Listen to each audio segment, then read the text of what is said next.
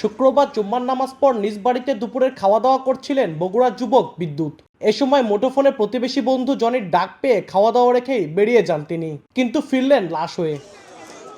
স্বজনরা বলছেন, কাটনারপাড়া ঈদগাহ মাঠ এলাকায় রিকশা গ্যারেজের পেছনে বাকবিতণ্ডার জেরে রনি কয়েকজন সহযোগীকে নিয়ে বিদ্যুৎকে উপর্যুপরি ছুরিকাঘাত করে পালিয়ে যায়। স্থানীয় লোকজন উদ্ধার করে বগুড়া শহীদ জিয়াউর রহমান মেডিকেল কলেজ হাসপাতালে নিয়ে গেলে চিকিৎসক তাকে মৃত ঘোষণা করেন।